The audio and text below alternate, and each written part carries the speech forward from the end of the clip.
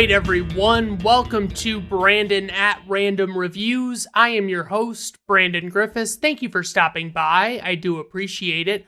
Please like and subscribe or follow or whatever it is that they do on the video streaming service that you're watching me on. If you like this show, I would really appreciate it. Today on the show, we're going to be talking about The Silence of the Lambs, released on February 14th, 1991.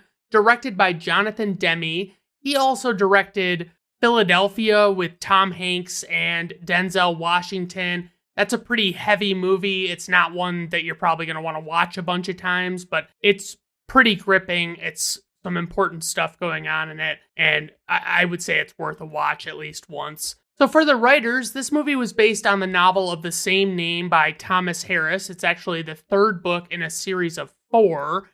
It was adapted to the screen by Ted Talley, and he also adapted a movie called Red Dragon, which is actually the second book in the series, and that was released as kind of like a prequel in 2002 because they had already come out with The Silence of the Lambs, and it kind of didn't really fit the chronology in people's minds to have it not be prequel-y. For the producers, we have Ron Bozeman, Edward Saxon, and Kenneth Utt, and all three worked as producers or executive producers on Philadelphia, the same one that Jonathan Demme worked on. For the composer, we have Howard Shore, who is an amazing composer, let's be honest. He did the Lord of the Rings movies, the Hobbit movies. He's worked on a bunch of stuff with David Cronenberg. He's also worked on quite a bit with Martin Scorsese. He's truly an amazing composer, and he has an equally amazing resume. So for the cast, we have Anthony Hopkins, who plays Dr. Hannibal Lecter, and for some reason, I exclusively picked movies that I haven't actually seen for his filmography. Don't ask me why, but he was in Hitchcock, which is the movie that's basically an Alfred Hitchcock biopic, but I think it's more about the scandalous things that were going on behind the scenes on Alfred Hitchcock movies involving certain starlets. He also was in Bram Stoker's Dracula, which stars Gary Oldman. It's also got Winona Ryder and Keanu Reeves. Like I said, I mean, I like Gary Oldman. I think I could enjoy it, but it also doesn't call out to me like, Brandon, you must see this movie. And then he was in Chaplin, which stars Robert Downey Jr. He plays Charlie Chaplin. I've never gotten around to this one just because it's like, I don't know if I want to watch an entire movie about Charlie Chaplin. I like some Charlie Chaplin movies, like The Great Dictator is amazing, especially if you just watch the final speech. It's fucking riveting. But for the most part, I don't know that I'm that interested in Charlie Chaplin's life. Then we have Jodie Foster, who plays Agent Clarice Starling, and she was in Taxi Driver when she was quite young still, and she, I think, played an underage prostitute. It's been like 20 years since I've seen Taxi Driver, and I really don't remember much about it. She was also in a movie called Contact, and I took forever to see that. It came out in like the mid to late 90s, and I heard really mixed things, mostly not so great things about it. And it's like, when I watched it, I was like, Jesus, like the movie, it had potential, but it's like they closed it out on such a shitty, indecisive note. It's like they didn't really want to say one way or the other what happened, and it's like, oh, fuck off. Like, don't do that. And she was also in the movie Maverick with Mel Gibson and James Garner, which is based on an old TV show. Then we have Scott Glenn, who plays Jack Crawford, and he was in Apocalypse Now, which is, for my money, one of the most overrated movies of all time. It gets talked about like it's one of the all-time greats, and just to sit through it is a chore. He was also in The Right Stuff, and I've been meaning to get around to seeing that, but it's actually like 3.5 hours long, so it's always a difficult chess game in my head. It's like, Brandon, you could watch 2 movies in the time it takes you to watch this one movie, and although people say this 3.5 hour movie is good, it also might suck because a lot of people are idiots. And then the last one we have is Ted Levine. He plays James Buffalo Bill Gum, and he was in Heat, which is previously covered on this podcast, and I like Heat quite a bit.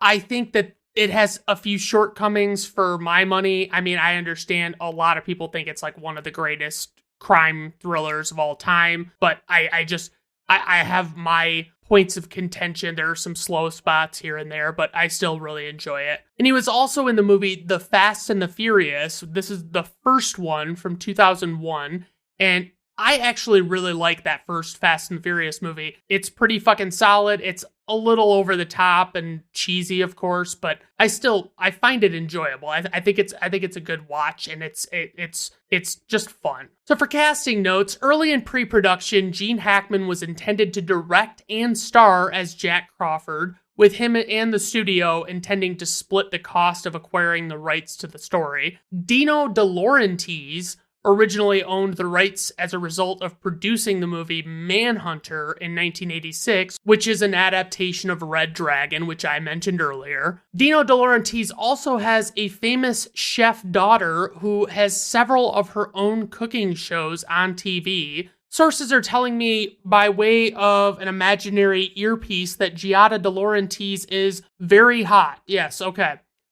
So, plot synopsis. A female agent investigating a slew of murders of young women must turn to a highly intelligent, incarcerated, cannibalistic killer to get advice on the case. And holy fuck, this tagline. So sometimes it feels like people post taglines on IMDb, which is where I get these. It's like they post the voiceover from trailers, and it doesn't fucking work.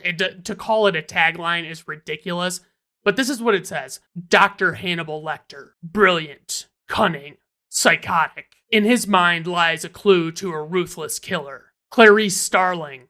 FBI. Brilliant. Vulnerable. Alone. She must trust him to stop the killer. It's like, it's not even like well written. It's not even like, it doesn't have anything clever about it. It's shit, man. Like, I don't know what this is from. I tried to find it in a trailer, and I didn't really want to dig too deep because I didn't care that much. But that's what I was dealing with as far as taglines were concerned. So let's just dive right into the plot of this fucking movie. So Clarice Starling is a student in training for the FBI, and she goes to see an Agent Crawford and checks out a series of crime scene photos on his bulletin board about a killer named Buffalo Bill before Crawford actually arrives. Crawford is just kind of confirming Starling's background when he gets there. She wants to work in his behavioral sciences division. He's like the agent in charge of that division. So he wants her to talk to a psychiatrist turned cannibalistic killer named Dr. Hannibal Lecter because he has been unwilling to cooperate with other investigators, and he thinks that she might be able to get through to him. So Starling goes to the facility where Lecter is imprisoned and is given a rundown by the creepy Dr. Children, who's like the head of the facility. And he hits on Starling and he tries to rile her up with all of these Lecter stories, and it's kind of ridiculous.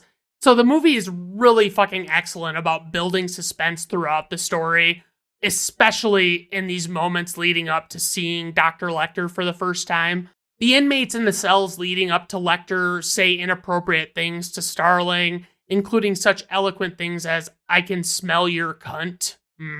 So what you have to understand is that Lecter is super intelligent and manipulative, so Starling kind of has to tiptoe around with her words not to upset him. And Crawford is a total fucking ass face for making Starling do this, but he's clearly desperate to try and figure out what these Buffalo Bill killings are all about. The interaction between Starling and Lecter is intense, and he tries to figure out her past, and then he sends her on her way, but as she leaves, an inmate masturbating in his cell throws ejaculate in her hair, and Lecter calls her back and apologizes for the lewd behavior and gives her a lead on an old patient of his who might be able to help out with the Buffalo Bill case. And so there's this very brief flashback with Starling as a young girl, excited as her dad comes home, and Lecter was correct about her suppressing her West Virginia accent. And in the present, we see her struggling in training, and it's like her mind somewhere else, basically. It's not like she's a bad agent, it's just that she's clearly like very worked up about this whole Lecter thing. The lead on Lecter's patient leads to an old storage unit, and she discovers a man's head in a jar in the unit, and she deduces that it was Lecter's storage unit, and the head in the jar was actually made up with women's makeup.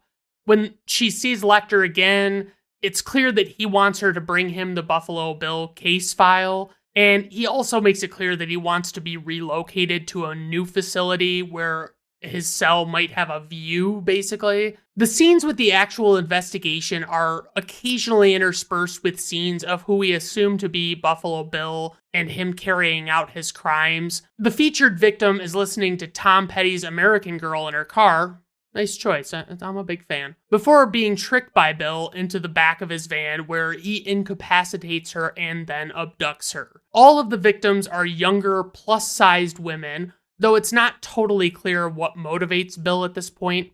So Crawford briefs Starling on how Bill holds women alive for 3 days and then shoots them, skins them, and dumps them in different rivers. I like this story. This may be obvious to say, but the rewatch value diminishes significantly even compared to other investigative thrillers. Like, you can't forget what the climax of this movie is and some of the key things that happen. So it's like you're watching it and you're like, this isn't like, I know why this is happening and I know what's going on here. So we see a flashback of Starling's dad's funeral, and it's kind of cool how it starts as adult her and then transforms into her as a kid. Also, Tracy Walter, who plays Bob the Goon from the 1989 Tim Burton classic Batman, plays a man named Lamar who opens up the bag holding a victim's body. So the body is waterlogged and obviously smells very bad. So they all have like ointment on their noses. I don't really know what I'm sure it's probably some super obvious thing, but I don't know off the top of my head what they do or what they use for that. Starling is clearly emotional while she's recording the notes on audio in front of Crawford and the others. And they discover a cocoon in the victim's throat that they gather was too far down to have arrived there by accident. And Starling takes the cocoon to 2 entomologists who are super eccentric, if you can believe that. They determine the cocoon is indigenous to Asia and must have been raised privately in the US, and we get a brief glimpse of the woman who was abducted by Bill earlier in captivity in a deep pit somewhere. You don't really, it's fucking, you know it's a creepy place, but you really just don't have a good sense of where she really is. So it turns out the captive is actually the daughter of a senator, and I think it's her mom is the senator, and so the mother is on TV pleading with Bill to give her up, and she refers to the daughter by name multiple times, and Starling points out that this is very smart because it makes her seem more human and like less of an object to Bill, which I don't really fucking buy. Honestly, if you're a fucking raving lunatic psychopath like this Bill character, you're not gonna give a shit. If you're hearing her name over and over again, it's not gonna fucking matter to you. You're just gonna fucking look at her like she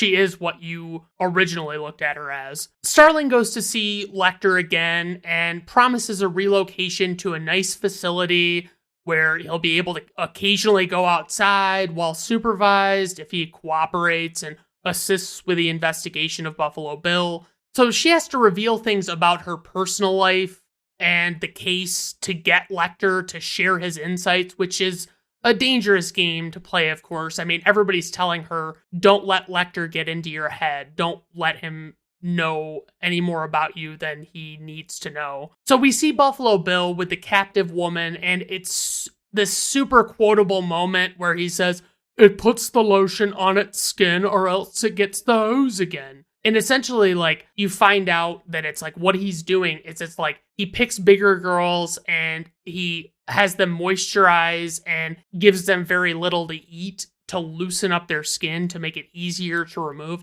I don't know the biology behind that, if that's actually like realistic, or I should say the physiology, anatomy, whatever science it is, I don't know it. Clearly, I don't even know the name of the science. So Chilton, the head doctor at the facility where Lecter is kept, reveals to Lecter and like kind of taunts him with the fact that it turns out the whole thing about him getting relocated was not real. It was a big bluff and they just kind of manipulated him that way. But somehow in this moment, with no explanation, Chilton like leaves this pen on Lecter's bed because they're like transporting Lecter, and Lecter like looks over at the pen and all of a sudden this pen is gone. And it's like, okay, I mean, this has to happen for other events in this movie to take place, but like, why is this Chilton guy such a dumb fuck that he doesn't recognize, like, hey, maybe I shouldn't leave something like that out? And like, even though Lecter is all, like, what I don't understand is he's all bound up. Like, how does he actually get this? It's never clear at all. He's in like a straitjacket and like a fucking face mask. It's fucking wild. So he takes the pen, and that's essentially that. You know, it's like, you know that's coming back in some way later on. So they still relocate Lecter to this, I think Tennessee is where he goes. And I think it's because the senator whose daughter is held captive wants to talk to him directly. I can't really make heads or tails of it. I must have missed some key element in that part of the story. But he says a bunch of creepy shit to the senator before he finally caves and admits that Louis' friend was briefly a patient of his and seemingly shares what he knows about this Louis friend. Most of the people don't really believe that Louis' friend is his real name because it sounds super made up. So Clarice is trying to figure out if Louis' friend is an anagram for something, and she goes to see Lecter at his temporary cell in Tennessee. And Lecter gets Starling to reveal what happened after her father died, and she had gone off to live with his family, and they weren't like bad people or anything. They were decent people, but like they had a farm, and she had this encounter where she witnessed these lambs being slaughtered, and it was horrifying, and she like tried to rescue them, the lambs that were still alive, and like she basically opened their pen, and they like didn't even have the sense to like escape danger and leave. It was just like they wouldn't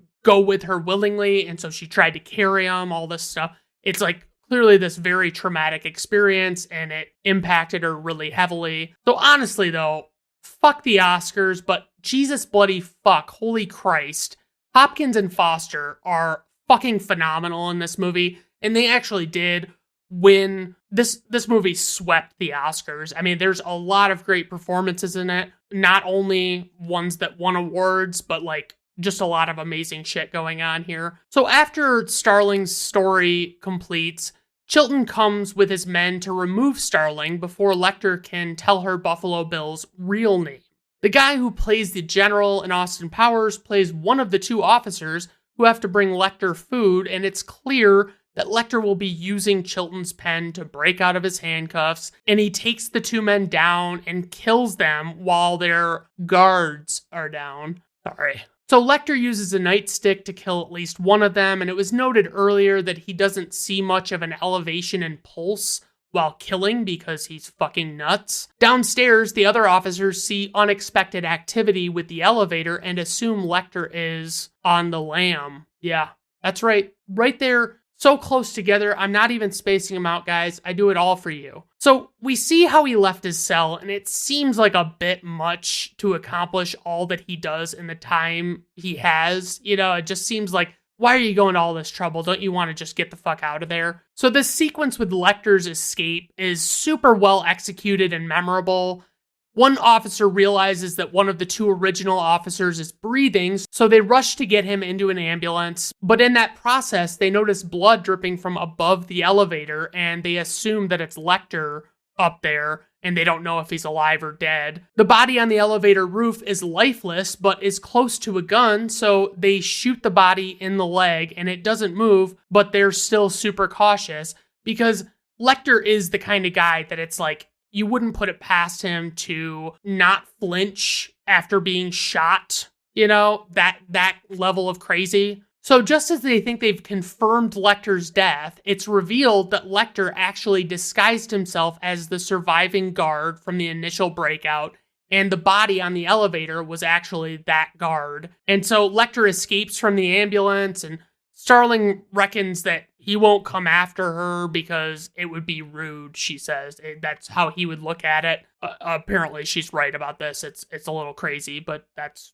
accurate. Jodie Foster in this movie, she somehow manages to appear like she's only seconds away from crying at any given moment, and I just don't even know how she does it. It's pretty fucking spectacular. Starling goes to see a Mr. Bimmel, who is the father of one of the victims of Buffalo Bill, and she finds Polaroids of this victim posing in underwear in a music box, like hidden in this music box in her room. And she also finds a dress with pieces cut out of it. And she informs Crawford by phone that Buffalo Bill is likely making a skin suit from the victims by starving them to loosen their skin, killing them, and then skinning them. They believe his name is James Gum. Basically, Crawford is already en route or en route, whichever you want to say. I'm totally open to either, to actually go to where they believe this James Gum Buffalo Bill guy is. So we get what is easily the most unforgettable scene in this entire movie, where Buffalo Bill cross-dresses and dances to the song Goodbye Horses by Q Lazarus and tucks his manly bits back and makes it look like he has a real live vagina. So they orchestrate this sequence with Crawford moving with a team to break in conjunction with the captive, stealing Bill's dog and holding it hostage. So it's like the girl that's down in this pit that Buffalo Bill has manages to lure his dog, and she gets it into the pit, and she's like, Buffalo Bill just fucking loves this dog, and she's threatening to kill it if he doesn't let her go. And so he's like freaking out. And all of a sudden it's like it's interrupted. His door buzzes. And so he leaves, and you think it's Crawford and his men. But in reality, it's Starling still continuing her investigation on the off chance that Crawford was wrong, which he turns out to be, because Starling is at Buffalo Bill's door. And very quickly after getting into Buffalo Bill's house and talking to him briefly and seeing some of the things lying around or on the walls or whatever, it's very evident that it's like he's the guy, you know? And so he flees, and basically like her rookiness shines through, because like she has this opportunity to like get her fucking gun out and put the kibosh on this fucking guy's antics, but she doesn't do it quickly enough. And it's like, that makes for intense and exciting storytelling, because it's like, yeah, I mean, a rookie probably would have problems with that and wouldn't act like someone who had been in the bureau for however many years. So Buffalo Bill flees to the basement, and it's very dark in there, and we get this cat and mouse game with Starling trying to locate Bill, and she has to deal with this lady that's being held captive who is like fucking freaking out. Like she's yelling at her and she's telling her to get her out of there. And it's like, look, fucking help is here. Like, does it not occur to you that like maybe she needs to secure the area? She needs to make sure that this guy that kidnapped you is not going to cause any further harm. And, you know, as you're looking around, you're kind of thinking to yourself, gosh, I mean, I feel like this Buffalo Bill guy could stand to tidy up just a little bit in his house, but it is what it is. So Starling goes into this pitch black room to see if she can find Bill, and we see her enter the room through Bill's night vision goggles. So it's like got this like green haze over everything, and this scene really fucking sticks with you. It's not quite like the Goodbye Horses dance, but it's up there. So it's so intense as you see how close Starling gets to being killed. When Bill pulls the hammer back on his revolver, it gives Starling just enough sense of where he is to turn and fire a fatal shot on him before he can fire at her. So Starling graduates and she becomes a full agent, and at a party afterwards, Crawford pulls her aside to congratulate her and tell her that her father would be very proud of her. But she's told that she has a phone call, and so she goes to take it, and Dr. Lecter is on the line, and it's like, I mean, psycho or not, how the fuck did this guy get the number to this location to be able to call it? I can't even fucking imagine. Lecter is on the line, and he tells her that he doesn't intend to pursue her, and that he's having an old friend for dinner, insinuating that he'll eat Dr. Chilton, who we see Lecter watching from a distance. And then we roll credits, and that's a great fucking way to end this movie, because it's like, it's so fucking intense throughout, and then it's like, it leaves you on this note of like, holy shit, this dude's still loose, right? Praise for this movie. Every performance in this movie is fucking outstanding from both lead and supporting cast. There are a lot of faces that are familiar that went on to have pretty notable careers, and they were just recognizable to me as I watched. And so the story is very well crafted and compelling, with great weaving of the main story about the Buffalo Bill killings, with the intensity of Dr. Hannibal Lecter and just seeing what he's all about. So there are just so many unbelievable and memorable scenes that are perfectly executed and just stick with you for years after the first time you see it. It's like you're watching this movie and you don't even realize it, even though like there's some striking scenes, don't get me wrong. Like, you know that it's a big scene in the movie, but like I went quite a few years without having seen this, and I remembered all of these really pivotal scenes because they were so well concocted. I fucking love it. So for criticism, I would say nothing major. Maybe that little bit that I mentioned about this movie not being as rewatchable. Like, I still enjoy rewatching it, but it's also difficult because you do remember it so well that it's like, it's tough to like sit through it and watch it and have anything fresh for your mind. You know, it's like everything is like, wow, yeah, I totally fucking remember that. So for trivia, Jodie Foster claims that during the first meeting between Dr. Hannibal Lecter and Clarice Starling, Sir Anthony Hopkins' mocking of her southern accent was improvised on the spot. Foster's horrified reaction was genuine since she felt personally attacked, and she later thanked Hopkins for generating such an honest reaction. After Lecter was moved from Baltimore, the plan was to dress him in a yellow or orange jumpsuit. Sir Anthony Hopkins convinced director Jonathan Demme and the costume designer Colleen Atwood that the character would seem more clinical and unsettling if he was dressed in pure white. Hopkins has since said that he got the idea from his fear of dentists. In preparation for his role, Sir Anthony Hopkins studied the files of serial killers, and also he visited prisons and studied convicted murderers and was present during some court hearings concerning gruesome murders and serial killings. So when Jonathan Demme filmed the scene where Lecter and Starling first meet, Sir Anthony Hopkins said that he should look directly at the camera as it panned into his line of sight. He felt Lecter should be portrayed as knowing everything.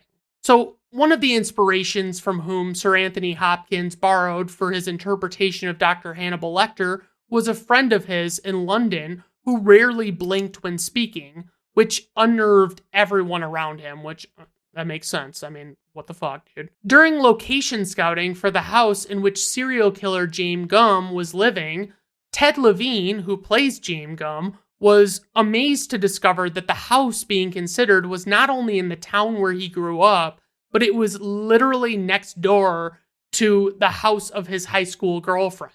Buffalo Bill's infamous dance was not included in the original draft of the screenplay, although it appears in the novel. It was added at the insistence of Ted Levine, who thought the scene was essential in defining the character. The Silence of the Lambs was selected by the Library of Congress for preservation in the National Film Registry in December of 2011 as being culturally, historically, or aesthetically significant. Anthony Hopkins only has just under 25 minutes of screen time, but still won the Best Lead Actor Oscar, which is crazy. I mean, so on to info and ratings. We have a runtime of 118 minutes. This movie is rated R by the Motion Picture Association of America. Budget, $19 million. Opening weekend, $13.8 million. Worldwide gross, $272.7 million. IMDb rating, 8.6. Rotten Tomato Critics score, 95%. Rotten Tomato Audience score, 95%. Personal rating, 5 out of 5 stars. If you're watching this for the very first time, that's my rating for you. I mean, I'll say it's diminished slightly over the years just with the rewatchability,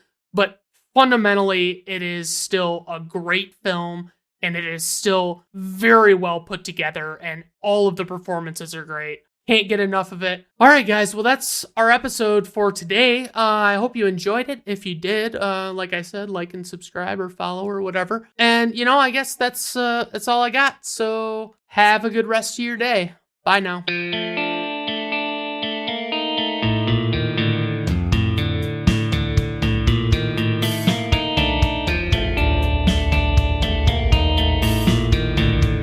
Brandon at Random Reviews artwork, theme music, and podcast are written, performed, recorded, engineered, directed, and produced by Brandon Griffes in association with Brandon at Random Reviews Entertainment.